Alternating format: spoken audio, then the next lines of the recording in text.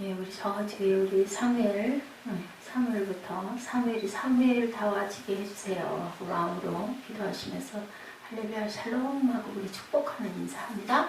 할렐루야 샬롬 샬롬 샬롬 샬롬 샬롬 샬롬 샬롬. 하나님 사랑합니다. 여러분 주 안에서 사랑합니다. 예, 오늘 의를 위하여 핍박받는 자. 아유, 아주 글씨를 훤하게 써가지고 너무너무 선명하게 잘 보이네요. 예, 마태복음 5장 10절에서 12절이죠. 예, 의를 위하여 핍박받는 자. 예, 오늘 하고 아마 다음 주까지 가면은 그 산상수훈에 대한 부분의 말씀이 아마 끝날 겁니다. 복이 있나니라고 말씀하죠. 예, 의를 위하여 핍박받는 자는 복이 있나니. 그리고 또 2절에 3절에 뭐라 그래요? 심령이 가난한 자는 복이 있나니 천국이 그들의 것이며 10절 의를 위하여 박해를 받는 자는 복이 있나니 천국이 그들의 것이며 시작이 천국 끝도 천국으로 끝나는 산상수훈. 예, 참 예수님은 솔직하시고 확실하시고 담백하셨던 것 같아요. 산상수훈을 통해서 제가 깨달은 부분들을 여러분들은 어떻게 느끼시는지 한번 같이 은혜를 나눠보도록 합니다. 복음서를 읽다 보면 참 놀라운 말씀들이 굉장히 많습니다. 읽을 때마다 사복음서에 예수님께서 하신 말씀들, 예수님은 굉장히 솔직한 분이다. 치레가 없고 치장이 없고 미사여구가 없고 또 뭐라 그래요? 그거 이렇게 뻥튀기, 그죠? 그런 게 없는 나를 믿으면 너희도 핍박받을 것이다. 이런 말들이 쉬울까요? 제자들에게? 그럼 겁이 나서 누가 따라갈까? 그죠 여러분들? 네, 괜찮아. 갈만해. 고난도 좀 있지만 또 보람도 있고 즐겁기도 하고 좋은 거야. 이렇게들 대개는 얘기하죠. 네, 그런데 이렇게 말씀하세요. 나를 믿으면 너희들도 핍박을 받을 것이다. 너희의 생명을 내놓고 죽을 각오를 하지 않으면 나를 쫓아올 수 없다. 예수님 그 사복음서의 기본적인 내용들이 그래요. 너희 십자가를 지고 나를 쫓아와야 돼. 예, 그냥 올 수가 없어. 고난은 언제나 있어 라고 말씀을 하시죠. 또 뭐라고 그랬어요? 이 길은 좁은 길이야. 이 좁은 길 힘들게 통과하지 않으면 천국을 갈 수가 없어 라고 이렇게 말씀을 합니다. 나를 따르려거든 또 내 십자가를 져라. 나의 가는 길은 고난의 길이다. 자기 목숨을 아끼면 목숨을 잃을 거야. 이런 말들 참 많으시죠. 예, 부자 청년에게도 그러죠. 있는 거 다 팔아서 주고 그리고 따라와. 그러니까 근심스러운 얼굴을 해가지고 돌아갑니다. 얼마나 솔직하십니까? 여러분들 그렇게 생각하지 않으십니까? 대놓고 주님께서는 예수를 믿으면 핍박당한다. 고난받을 거야. 그들이 너희를 미워하는데 그건 너희를 미워하는 게 아니라 나를 미워한다. 또 내 부모나 형제 모두 가산이나 모든 거 다 잃고 그리고 나를 따라와야 할 거야. 근데 그렇게 하면은 100배나 축복을 받는데 고난을 감당해야 그걸 받는다. 그죠? 예, 주님은 사람들 눈치를 봐가면서 절대로 말씀하시지 않았다. 그죠? 있는 그대로 사람들이 물러갈까 나를 따라오지 않을까 봐 겁내지 않으셨다. 저는 이런 것들을 느꼈습니다. 하나님의 진리를 적당하게 포장해서 말씀하시는 게 전혀 없었다. 요한복음 15장 19절 20절에 말씀하고 계십니다. 우리 한번 볼까요? 요한복음 15장 19, 20절입니다. 시작. 너희가 세상에 속하였으면 세상이 자기의 것을 사랑할 터이나 너희는 세상에 속한 자가 아니요 도리어 세상에서 나의 택함을 입은 자인고로 세상이 너희를 미워하느니라. 사람들이 나를 핍박하였은즉 너희도 핍박을 할 터이요. 주님은 숨기지 않고 말씀하시죠. 바울도 또 똑같이 얘기해요. 로마서 8장 17절에 우리가 그리스도와 함께 영광을 받기 위해서는 고난도 함께 받아야 된다. 이렇게 말씀합니다. 예, 크리스천에게 핍박이 없는 게 이상한데 오늘날 우리는 핍박이 있는 것을 도리어 이상하게 생각한다. 여러분들 그렇게 생각하죠. 당연히 핍박이 있어야 되고 노크라운 노크로스라는 말 있죠. 예, 면류관은 예, 핍박받지 않고는 있을 수가 없는데 사람들은 예, 나 왜 예수 믿고 할 거 다 했는데 11조도 하고 봉사도 하고 선교도 하고 다 했는데 도대체 이 핍박이 왜 이런 일이 왜 일어나 왜 하고 얘기합니다. 한평생 복음을 전하다가 예, 제자들은 그럼에도 불구하고 예수 따라다니고 가진 고생을 예, 요즘 말로 말하면 뭐가 빠지도록 혀가 빠지도록 하고 결국은 또 뭐예요? 생명도 잃어버린데 그냥 잃은 것도 아니고 어떻게 십자가에 매달려서 또 베드로는 거꾸로 매달려서 껍질이 벗겨지면서 톱에 썰려서 그렇게 죽는 순교들을 다 했어요. 그리고 아직 그 숫자는 소수인데 지금 보니 어때요? 돌아가시고 2000년이 지난 지금 엄청나게 크리스찬들이 늘어나고 있죠. 그죠? 예, 당장은 아니었지만 세상으로부터 따돌림을 받고 핍박을 받죠. 나중에는 어디로? 산속으로 뭐가 돼서 디아스포라가 돼서 다 유리하고 어디로? 카타콤으로 들어가서 예, 성지순례 가면은 뭐 30몇 층까지 들어갈 수 있대요. 근데 원래 60층 지하 60층 아래까지 땅굴을 파고 거기서 살다가 빛을 못 봐서요. 평균 연령이 40세면 죽는다고 합니다.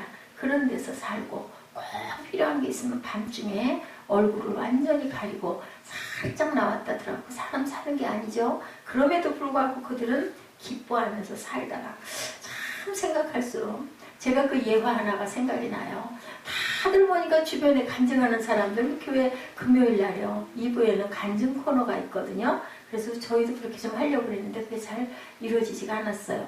간증하는 걸 들어보면 참 잘하는 같은 형제들이고 집사님들이고 장모님이고 안수 집사님이고 하기 때문에 안다고 말이죠. 옆에서 봐서 절대로 거짓말을 할 사람들은 아닌데 보거든요. 기도할 때도 막 눈물을 펑펑 흘리면서 막 기뻐하면서 그런 걸 보니 이 집사님 예수를 믿은 지 꽤 됐는데 아무 감동이 없는 거죠. 그래서 이분이 어느 날 나도 좀 저렇게 좀 전해봤으면 좋겠다. 난 도대체 왜 아무런 감동이 없을까? 여기 앉기만 하면 자꾸 졸려올까? 그래가지고는 작정을 하고 그 뭐죠? 그 저기 군용 그 뭐라 그러죠? 그거 그렇게 몸 뒤집어 쓰는 그 모포를 가지고 산꼭대기로 올라갔대요. 작정을 하고 무릎을 꿇고 하나님 저를 좀 만나 주십시오 하고 기도를 했다고 그러죠. 자 이제 저 준비됐습니다. 저 구원받도록 완전하게 구원받고 깨닫고 알고 느끼게 해주십시오 하고 무릎을 꿇고 있는데요. 그 침낭 같은 걸 갖고 갔다는 걸 보니 겨울이었던 것 같아요. 나중에는 꿇어 앉아가지고 큰 감동도 무슨 이상한 소리도 무슨 울림도 뭐 가슴에 뭐 떨림도 아니면 눈물도 아무것도 안 나더라는 거죠. 밍밍 아무렇지도 않은 거예요. 시간은 착각착각 가는데 얼마나 시간이 지루하겠어요. 나중에는 다리가 젖어가지고 도저히 앉아있을 수가 없는 상황이 돼가지고 가까스로 일어나서 그렇게 외쳤다고 그러죠. 하나님 아직 때가 아닌가 봅니다. 제가 다시 오겠습니다. 그러고는 집으로 들어가가지고 그냥 침대에 나가 떨어져 잠이 들어버렸다. 도대체 왜 이럴까 하는 그 얘기가 저는 굉장히 보통 얘기잖아요. 뭐 그렇게 재밌을 일도 없고 웃음이 나올 일도 아닌데 얼마나 갈급했으면 그런데 아무 소리도 안 들렸다라는 거죠. 근데 분명한 건 하나님은 살아계시는 하나님입니다. 아니 왜 성령을 받고 펄펄 뛰고 뜨거워지고 눈물을 쏟고 대굴대굴 부르고 예, 제가 얘기했죠? 그 여의도 오살리 기도원 그 대성전 거기서부터 저 밑에 식당까지 거기까지 예, 성령을 받아가지고 나이 40이 넘어 50이 된 그런 그 집사님이 대굴대굴 불렀대잖아요. 그걸 그냥 끝까지만 부른 게 아니고요. 거기서 거꾸로 위로 굴러 올라오면서 그렇게 울고 통곡을 했다는 실제 있는 얘기들이에요. 아니 그런 사람들은 왜 그러고 나는 왜 이렇게 아무런 감동이 없는 거야. 그죠? 근데 하나님께서는 찾고 찾으면 만나주신다라고 말씀을 하고 계십니다. 자, 이렇게 예수 믿으면 이 세상에서 핍박을 당한다는 것을 알면서도 초대교회 성도들은 전부 다 예수를 믿고 주님을 따라갔어요. 안 하겠다라는 사람이 하나도 없었죠. 그럼에도 불구하고 예수의 제자들은 죽으면서도 순교하면서도 기뻐하면서 돌아가면서 이게 뭘까? 그죠? 나중에는 이렇게 카타콤까지 들어갑니다. 어떤 사람은 끌려가고 모진 고문을 당하다가 주의 이름을 부르면서 순교를 하는데 알면서도 그 길을 알면서도 고난의 길이라는 걸 알면 설마가 아니고 주변에서 다 그렇게 죽어 넘어가는 사람들이 얼마나 많았겠습니까? 두렵고 겁나서 웬만한 사람 다 도망가죠. 근데 끝까지 따라간 제자들이 있었다. 성령 받은 이후의 얘기입니다. 성도들이 이 땅을 살아가면서 고난과 핍박을 받는 이유가 과연 뭘까? 대표적인 이유는 이 땅을 살아가면서 세상과 다르게 살기 때문에 핍박을 받는다. 우리 그러잖아요. 예, 저도 그런 케이스 중에 하나예요. 제가 말씀드렸죠. 박사원에서 나는 공부를 하러 갔는데 나머지는 다들 학위만 따면 돼야 나 이게 저 교회들 이렇게 튼튼하게 서 있고 내가 지금 누군데 그걸 따야 내가 어디 가가지고 신학교 가가지고 강의를 할 거 아니야? 그 자격을 따야 되니까 나 다 알아. 그리고 뭐 책까지 뭐 다 하는 거지. 이런 분들이 많았기 때문에 저랑은 달라. 그러면 밉죠. 눈이 따갑죠. 공부하려고 자꾸 물어보고 레포트 자꾸 갖다 내고 그거 안 했으면 좋겠는데 시험 범위 자꾸 물어보고 얼마나 얄밉고 얼마나 싫겠어. 근데 학생이면 해야 되죠. 뭐 박사원 아니야. 더한 자리여도 공부하는 그때는 공부하는 학생이라는 거죠. 이게 달라서 핍박을 받는 게요. 다르게 살기 때문에 세상이 그걸 참을 수가 없다. 그래서 세상이 감당 못할 자들이라는 말이 붙더라는 거죠. 아벨이 가인에게 죽임을 당했죠. 이유가 뭐였어요? 네 재산은 왜 받고 내 재산은 왜 안 받으셔? 근데 동생 때려 죽인다고 하나님이 대신 아벨이 없어졌으니까 가인의 재산을 받을 거 아니잖아요. 근데도 화로 죽이는 거예요. 의로운 삶에 대해서 가인이 자기도 의롭게 살아야 되겠다는 마음을 먹어야 되는데 오히려 아벨을 없애버리는 거죠. 죽여버리면 아니 예수님 십자가에 그래서 못 박았잖아요. 이러다가는 내 땅이 없어질 거야. 나 설 자리가 없을 거야. 죽여 없애. 근데 이제 누구까지? 나사로까지 죽여 없애자고 저희가 지난번 그 수요 예배 때 그 나누셨죠. 예, 그리스 역사를 보면요. 역사의 아이러니 하나가 등장을 하는데요. 여러분들 들어보세요.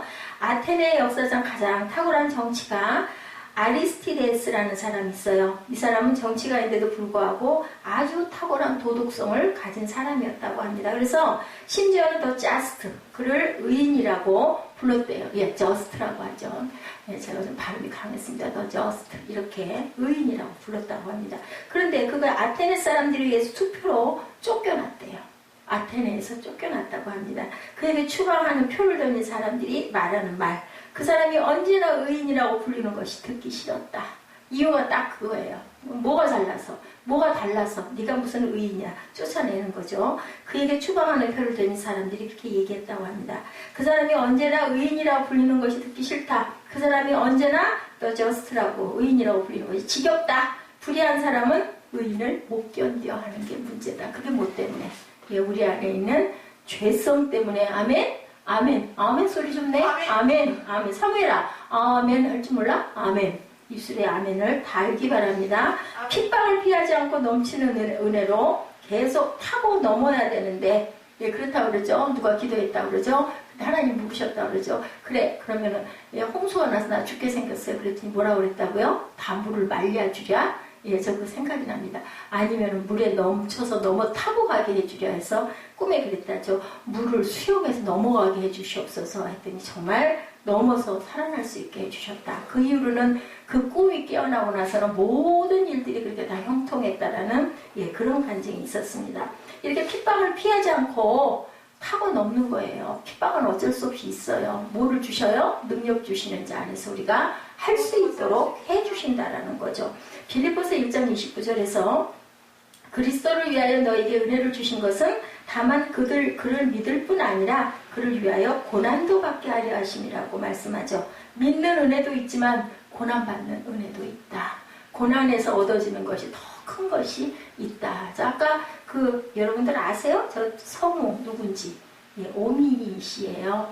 그분 생각하면 너무 가슴이 많이 아파요. 엄청나게 힘들었죠. 의사 남편하고 결혼했다가 정말 얻어맞고 죽을 뻔한 고비를 엄청나게 넘고 가까스로 이혼을 했는데 그냥 암이 걸렸죠. 죽는다고 그랬어요, 다들.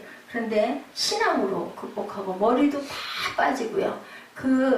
암 방사선 치료를 얼마나 했는지 드나들 수도 드문 불출하고 드나들 만큼 그렇게 엉망이 되어 있던 사람이 믿음으로 하나님 은혜로 살아난 거예요. 그래서 지금까지도 이렇게 건강하게 잘 살아가고 있는 모습을 보면 정말 할렐루야, 그죠? 예수의 영광, 하나님 영광, 예수 승리입니다. 그래서 그 목소리가 항상 우리 여기 우리 보는 간증 코너의 음성이 늘 우리 오미희 씨가 나와요. 참 보면 얼마나 마음으로 가슴이 따뜻하고 반가운데 목소리도 얼마나 이쁩니까? 성도는 문제보다 더 큰 은혜를 구하는 자들이고 고난보다 더 큰 은혜를 구하는 자들이 바로 성도다. 말했죠? saints라고. 성도라는 뜻이 굉장히 귀한 뜻이에요. 그냥 일반 예수 믿는 처음에 믿은 사람을 우리는 교회에서 성도라고 하지만 사실은 그 성도의 의미가 성자라는 뜻과 원어적으로 똑같다라는 얘기죠. 그러니까 우리는 달라야 된다. 고난과 핍박은 그래서 받는다라는 거죠. 바로 이것을 붙들어야 하나님 앞에서 승리하는 믿음의 종들이 될 수 있다는 겁니다. 오늘날 세상이 관대해졌다고 절대로 생각하지 말고 우리가 타협하고 살기 때문에 우리가 변질되었기 때문에 이런 문제들이 그냥 적당하게 살아가고 있다라고 생각을 해볼 수는 없는지 평생 핍박 없이 살아갈 수 있는 방법 있죠. 핍박 안 받고 어떻게 해요? 세상의 기준을 인정하고 거기에 적당히 편승해서 살아가면 우리가 핍박을 당하지 않을 수 있습니다. 근데 말씀대로 서 있고 주의 말씀으로 주장하고 나가면 핍박을 받을 수밖에 없다. 하나님 앞에서 이런 거룩한 길을 걸어가는 저와 여러분 되시기를 주님의 이름으로 축복합니다. 의를 위하여 핍박을 받는 자에서 의를 위한다는 뜻은 마태복음 5장 11절 말씀이 보충 설명을 하고 있습니다. 우리 요절이 나올 때는 열심히 큰 소리로 읽고 아멘으로 받으시기 바랍니다. 그러므로 의를 위하여 핍박받는다는 말은 예수님 때문에 핍박을 받는다는 뜻을 갖고 있어요. 11절에서 설명한 적용 이렇게 하고 있죠. 누구 때문에? 예수 때문에 욕먹는 것, 예수님 때문에 모욕당하는 것, 그것이 바로 핍박이라고 해요. 나를 인하여 뭘 말씀하잖아요. 너희를 욕하고 핍박하고 거짓으로 너희를 거스려 모든 악한 말을 할 때 너희에게 복이 있나니 뭐라 그래요? 기뻐하고 즐거워하라. 하늘에서 너희 상이 크니라. 그죠? 너희 전에 있던 모든 선지자들을 세상 사람들이 이렇게 핍박하였느니라. 전에 있던 선지자들, 하나님 말씀 전하는 자들이 선지자 아니에요? 이렇게 핍박하였느니라. 여러분들 영적으로 민감하시기 바랍니다. 영적으로 민감하시면요, 대단해서 잘나서 그런 게 아니라 하나님의 음성을 주셔요. 하나님이 깨달음을 주시고 마음에 확신을 주셔요. 확실하게 아무것도 보이는 게 없는데 민감함은 누구에게나 하나님을 늘 가슴에 모시고 담고 이렇게 살아가시면 때때로 하나님께서 모든 매사 일상들을 다 알려주시는 게 아니라 굵은 선들을 이렇게 보여주신다라는 것. 핍박을 통해 정결해지고 부흥한 사도행전의 교회들 보죠. 핍박당함을 허락하시죠. 주여 이제도 저희의 위협함을 하감하옵시고 저희가 핍박당하는 것을 굽어보시고 종들로 하여금 담대히 하나님의 말씀을 전하게 하여 주옵시며 손을 내밀어 병을 낫게 하옵시고 표적과 기사가 거룩한 종 예수의 이름으로 이루어지게 하여 주옵소서. 이거 풀어서 메시지 성경입니다. 사도행전 4장 29절에서 30절 내용이 이렇게 나와 있어요. 이렇게 예루살렘 성도들은 늘 소리 높여 기도했다는 뭐를? 그 나라와 의를 위해서. 여러분도 기도 응답을 바로 받고 싶으면 다른 기도하지 마시고 나의 필요한 것들 기도하지 마시고 다윗이 그러죠. 정말 죽을 고비에 있으면서도 광야에 나가 있으면서도 먹을 물, 추위, 고난 그리고 내게 닥친 이런 내 생명을 위협하는 그런 악한들의 손에서 구해달라고 기도하는 게 아니라 하나님의 영광을 찬송하게 해달라고 이렇게 기도를 해요. 그럼 기도가 안 맞잖아요. 그렇게 기도하기 어렵거든요. 당장에 물이 없어 죽겠고 추워서 죽겠는데 하나님의 영광을 내가 기쁘게 찬양하게 해주옵소서 이렇게 기도를 했던 그런 다윗처럼 그렇게 기도하면 하나님께서 아시거든요. 네가 많이 추운데도 그래도 나를 찾는구나. 얼마나 기특하겠어요. 이렇게 예루살렘 성도들은 소리 높여 기도했다라는 거죠. 다시 한번 제가 풀어 읽어드릴게요. 주여 저희가 핍박당하는 것을 굽어보시고 저희의 위협함을 하감하옵시고 옛날 문구죠. 종들로 하여금 담대히 하나님의 말씀을 전하게 하여 주옵시고 손을 내밀어 병을 낫게 하옵시고 표적과 기사가 거룩한 종 예수의 이름으로 이루어지게 하여 주옵소서. 내 병을 낫게 해 주옵소서가 아니에요. 병든 자들의 병을 낫게 해달라. 핍박 중에서도 복음을 또한 더 담대하게 전할 수 있게 해달라고 기도하죠. 핍박당함을 통해서 하나님의 능력과 권세가 나타나서 모든 사람들의 마음을 감동시켜 하나님의 영광을 보게 해달라. 우리는 하나님의 영광을 위하여 지어졌어요. 그래서 찬양하고 하나님의 영광을 높일 존재들이에요. 그래서 증인된 삶을 살아야 되는 그런 영광체들이라는 것을 여러분들 잊지 마시기 바랍니다. 그 기도가 끝나자마자 성령이 그 자리에 임해서 모인 곳이 진동하고 모든 성도들로 하여금 성령 충만하게 하시어 복음을 더 담대하게 전하도록 허락하셨다라는 말씀이 있죠. 예, 사도행전 2장, 3장, 4장 계속해서 그죠? 예, 성령의 임재가 있었던 그런 장입니다. 그래가지고 어떻게 해요? 온 유다와 사마리아가 하나님 앞으로 돌아오는 기적이 일어나죠. 예수님도 예, 헬라 사람들이 와가지고 예수님 찾으니까 그때 거기에 대답 만나게 해드릴까요? 하니까 대답 안 하시고 이제 때가 되었구나 하고 예루살렘 입성을 시작하신 거 여러분들 아시잖아요. 우리가 어떤 자세를 가지고 이 핍박을 감수해야 될까? 불평해야 될까? 탄식해야 될까? 원망을 해야 될까? 여러분들 아니죠. 기뻐하고 뭐라 그랬어요? 즐거워하라. 하늘의 사랑이 큽니다. 근데 이게 쉽겠냐고요. 그죠? 우리 아까 그 오미 씨 얘기하죠? 세상 지혜로 하나님이 가려져 있지는 않습니까?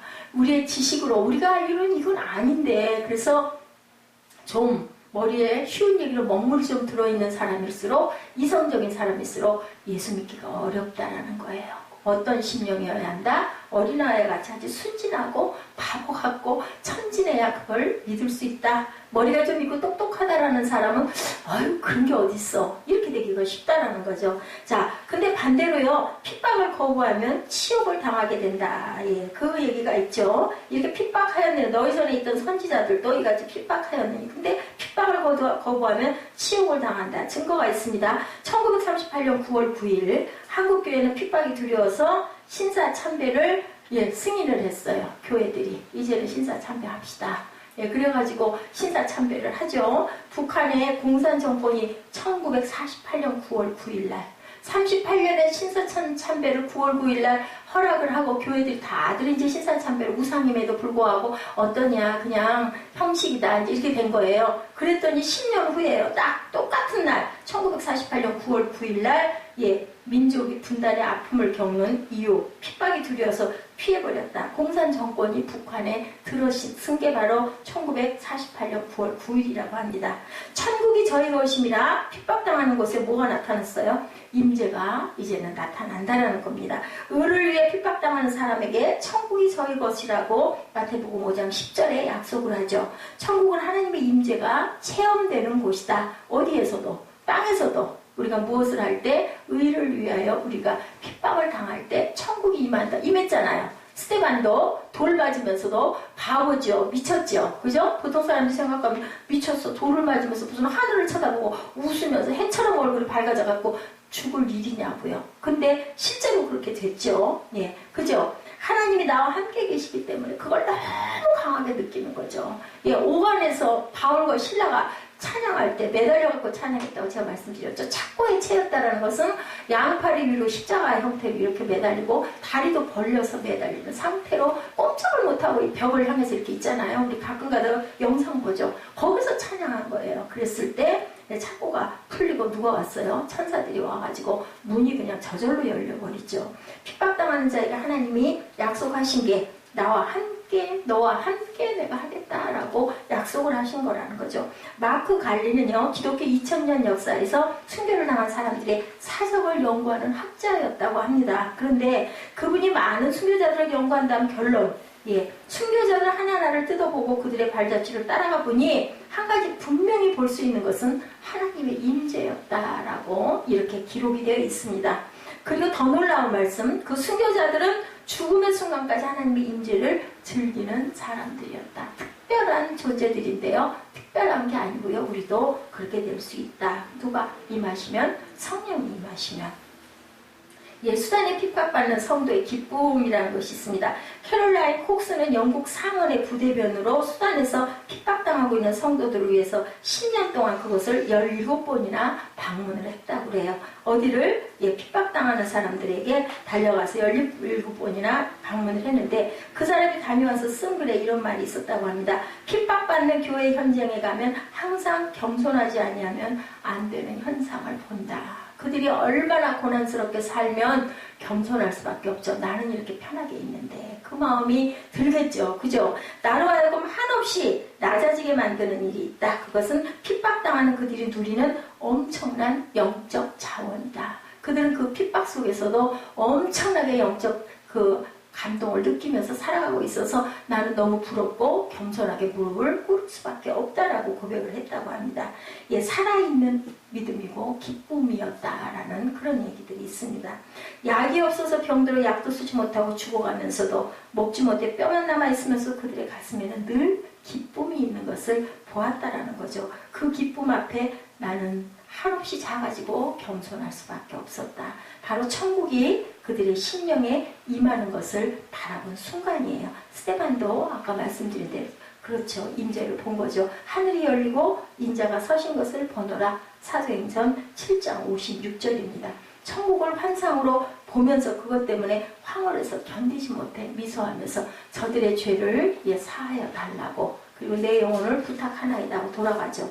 감옥이 천국이었던 사람이 있습니다. 루마니아에 살아있는 순교자라고 하는 범브란트 목사님의 책을 거기 있는 한 구절을 제가 봤는데요. 그는 즐거워하면서 핍박을 당할 수 있었다는 것을 기뻐하며 즐거워하라. 5장 12절에 말씀을 되뇌었다고 합니다. 자기 경험을 통해 이렇게 말했대요. 제가 감옥에서 보낸 14년의 횟수가 길게 여겨지지 않았던 것, 홀로 독방에 갇혀 있으면서 믿음이나 사랑을 넘어선 기쁨을 하나님 안에서 발견하였기 때문입니다. 그 기쁨이란 이 세상 어느 곳에도 견줄 수 없는 아주 깊고도 독특한 황홀경 같은 기쁨이었습니다. 아마 사도 요한도 그랬을 것 같아요. 계시록을 쓰면서 그죠? 반모선후에 그 유배가 있었잖아요. 기가 막힌 환경이 어땠겠습니까? 그런데도 기뻐했죠. 그 기쁨 가지고 살다 보니 14년을 몇 년처럼 쉽게 보냈는데 바로 그 감옥이 천국이었다라고 고백을 했어요. 추록을 하게 되었다고 합니다. 감옥을 나올 때 그가 느낀 심정을 이렇게 거짓말하는 것처럼 표현했다고 합니다. 제가 감옥문을 열고 나오자 마치 수십 리에 뻗쳐있는 평화롭고 아름다운 시골 전경이 환히 내려다 보이는 아름다운 높은 산장에 살다가 갑자기 아무것도 보이지 않는 평지로 내려온 것 같은 그런 느낌이었다. 천국에서 살다 갑자기 나온 사람같이. 근데 거기가 어디예요? 감옥에서 15년 있다가 추록하면서 느낌이 나는 정말 정상에서 아래 아름다운 것들을 바라보는 그 세상에 있다가 아무것도 보이지 않는 평지로 오기 싫겠죠.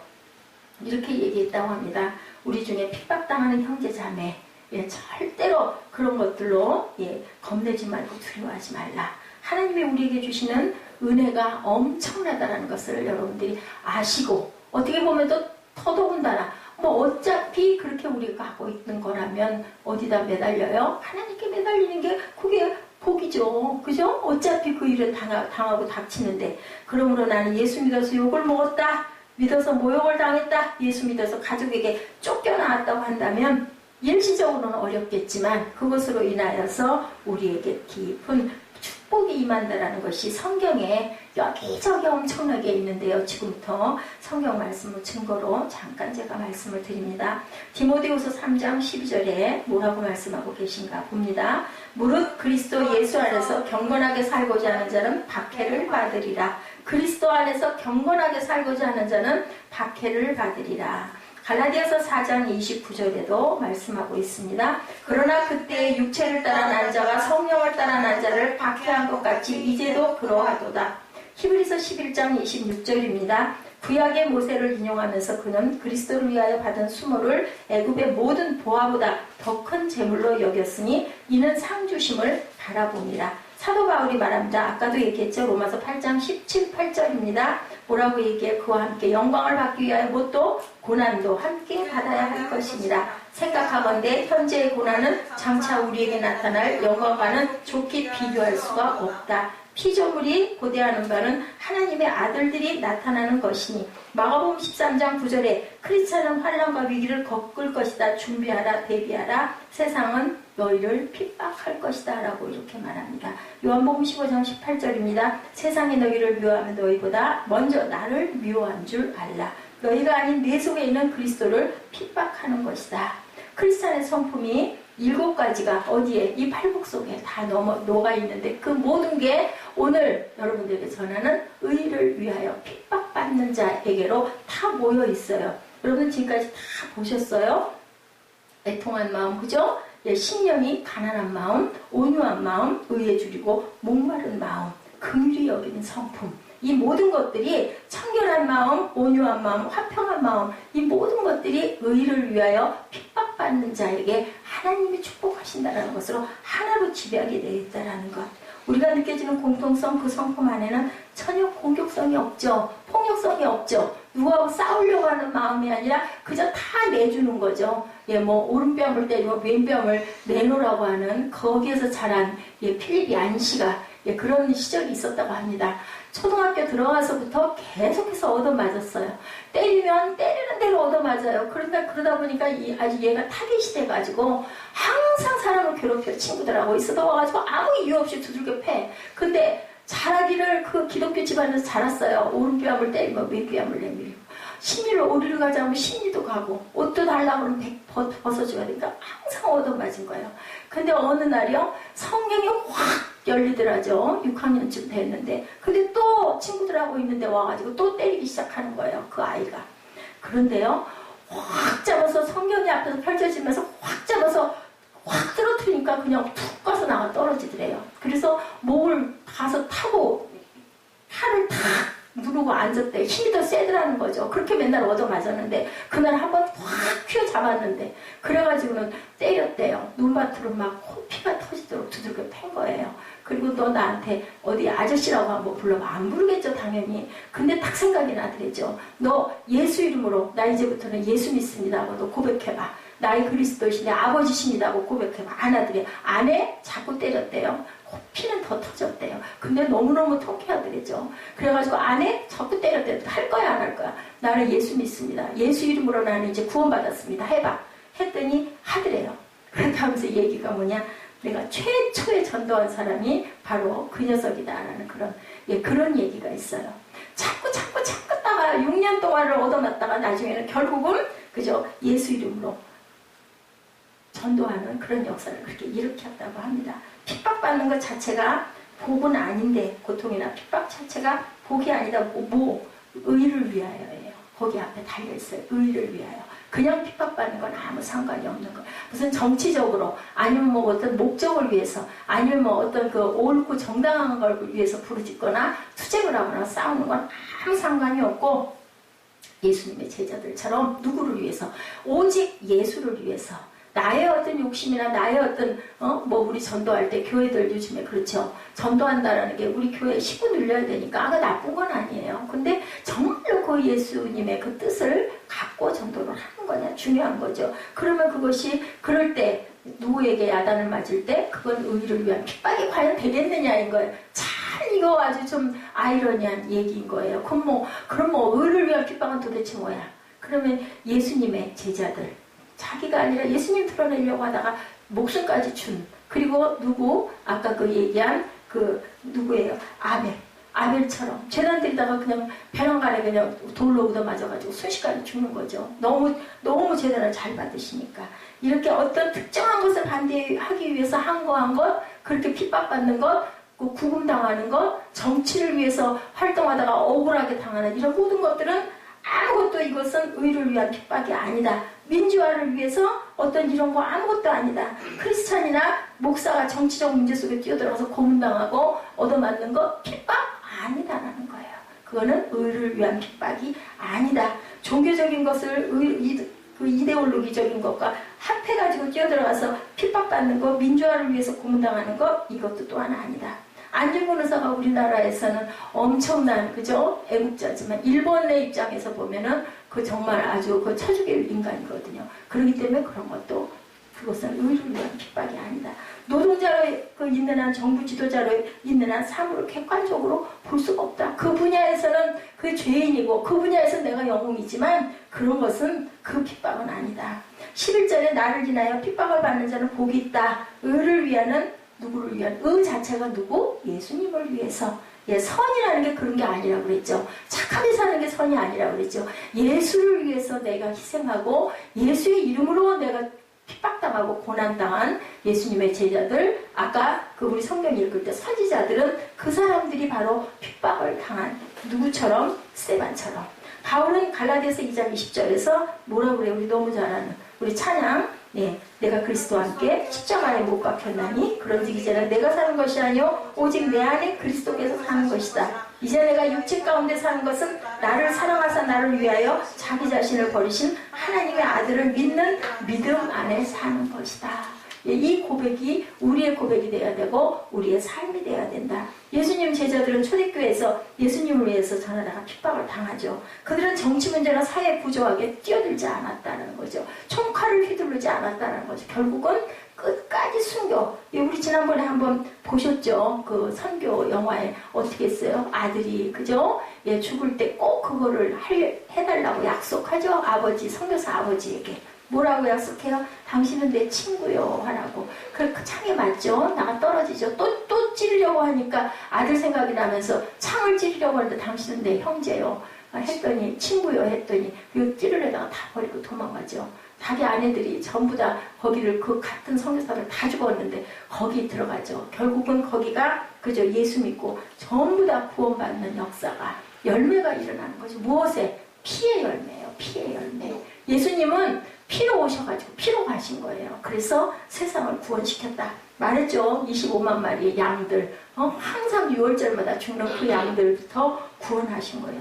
십자가의 핍박은 완벽한 그러한 의를 위한 핍박이라고 그 예화로 나옵니다. 디모데후서 3장 2절입니다. 사람들이 자기를 사랑하며 돈을 사랑하며 자랑하며 교만하며 비방하며 부모를 거역하며 감사하지 아니하며 거룩하지 아니하며 3장 3절입니다. 무정하며 원통함을 풀지 아니하며 모함하며 절제하지 못하며 사나우며 선한 것을 좋아하지 아니하며 배신하며 조급하며 자만하며 쾌락을 사랑하기를 하나님 사랑하는 것보다 더하며 경건의 모양은 있으나 경건의 능력을 부인하니 이 같은 자들에 대해서 내가 돌아서라. 이렇게 말씀하고 계세요. 환난과 핍박받지 않고는 예수 믿는 길 있는 거는 세상과 비슷하게 살아가면 환난과 핍박받지 않고 승리하고 살아갈 수 있다. 근데 아까 그러죠? 길은 딱 두 가지밖에 없다고.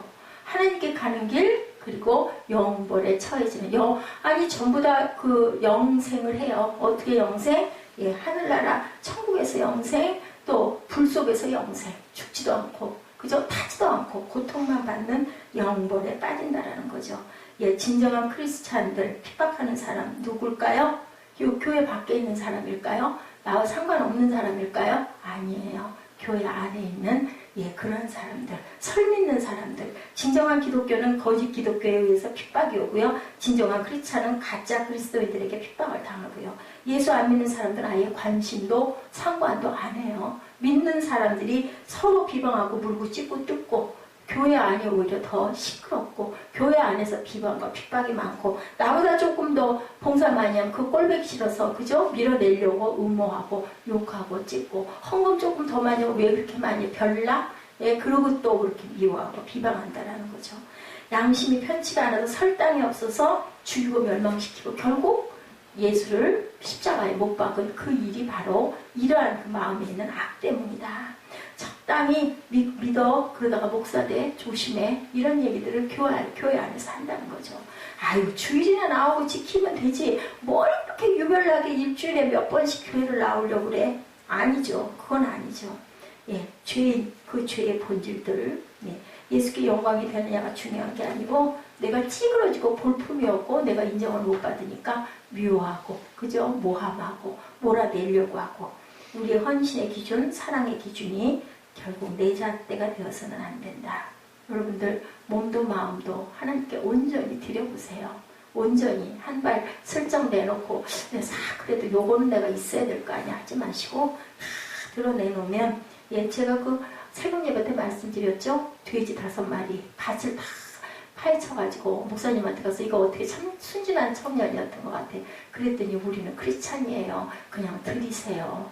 그랬죠. 억울해 죽겠는데 줬어요. 그 다음에 소들이 자기네 그 돼지 가져간 집에서 소들 7마리가 와가지고 밭을 다 망쳐놨어. 신나가지고 쫓아오죠. 와가지고 그럼 이제는 나 저 소 7마리 내소해도 되죠. 우리 돼지 그때 다 가져갔는데요. 그랬더니 그래도 그러면 안 되죠. 사단이 다 꼬는 거예요. 그러지 말고 그냥 가만히 계세요. 하나님께서 더 크게 주실 거예요. 어떻게 어쩔 수 없죠. 목사님 그러시면 할 수 없죠. 갔죠. 그랬더니 그 다음날 어쨌다고요? 돼지를 99마리를 그 집 주인이 끌고 왔어요. 1년 동안 새끼를 낳아가지고 그 5마리가 18마리씩 낳았대요. 돼지는 새끼 이렇게 많이 낳나 봐. 잘 여기 있네. 내가 작년 내에 그 돼지 갖다 이렇게 길러가지고 컸는데 자네 왜 나한테 소 안 달라고 그래? 나 어젯밤에 잠 한 잠도 못 잤어. 응? 역시 예수 믿는 사람은 달라. 그랬다고 그래요. 걔 나는 하나님을 믿는다고. 예, 그 집사님이 이렇게 그러니까 집사스럽지 않은 집사님이었던 거예요. 근데 그 돼지 사건으로 인해서 결국은 정말 하나님은 계셔요. 정말 작년 1년 먹인 것만도 어딘데 새끼를 그렇게 낳아서 99마리, 100마리도 아니야. 99마리를 이렇게 갖고 왔으니 정말 하나님은 정말 그 될 만한 장사에 플러스 얹어서 주시는 하나님이시, 좋으신 하나님인데 그것보다 더 기쁜 건 하나님의 영광 드러냈잖아요. 이제 이 동네에서 내가 예수 믿는다고 나를 비유할 사람 하나도 없고 우리 예수 믿는 사람들 다들 좋아할 거예요. 그래서 그분이 와서 그러고 갈 때 우리 옆집인이 잘 살아보세요. 우리 잘 같이 사이좋게 지내서 했다는 거죠. 예수 믿는 자는 핍박을 받을 수밖에 없어요. 이렇게 별나기 때문에 별다르기 때문에 정말 이해가 안 가. 무슨 그렇게 별나게 믿어? 하죠. 근데 별나게 믿어야 천국이 우리 것이 된다라는 거죠. 천국에서 시작해서 이렇게 천국으로 끝납니다. 아까 우리 함께 봤죠. 마음이 가난한 자는 심령이 가난한 자는 복이 있나니 3절이죠. 천국이 저희 것이며 의를 위하여 핍박을 받는 자는 복이 있나니 천국이 저희 것이며. 어떤 목사님이 자기 아버지가 편찮으셔서 86 되신 분도 그렇게 그 요양원에 가 계셔가지고 이렇게 마음이 불편하다고 제가 엊그저께 안경원에 좀 잠깐 어저께 잠깐 들렸더니 마음 아파하시더라고요. 그런데 연로하셔가지고 수염이 덥석하게 자라시고 혼자 어떻게 하지도 못해 하셔서 그걸 깎아드리면서 이렇게 그렇게 마음이 아팠다라는 그런 말씀. 인생이 여러분들 그냥 순간이에요. 무상한 거죠. 젊었을 때 그죠? 내가 어째서 아무 소용없는 거예요. 남는 거 뭐밖에 없어요. 십자가밖에 남는 게 없어요. 우리 여기서 영원히 살지 않죠. 천년만년 살지 않아요. 어차피 우리는 떠나야 되고 헤어져야 되고 지위도 명예도 덧없죠. 아버님이 엄청나게 높은 지위에 계시던 그런 분이셨는데 결국은 수염 하나도 손으로 못 깎으셔서 아들이 와가지고 애기처럼 내밀고 깎아주는 모습을 그대로 좋아하면서 계시는 그 모습을 보면서 정말 인생이 아무 소용이 없고 무상하구나라는 것을 그 목사님은 느끼셨다고 합니다. 천국을 생각하는 사람은 죽음의 그림자도 실패의 그림자도 고통과 환난의 그 모든 것들도 하나도 두렵지 않다. 물질과 시간과 세상적인 것에 노예가 되지도 않습니다. 천국을 생각하는 사람은 불필요한 경쟁과 다툼에 빠져들지도 않습니다.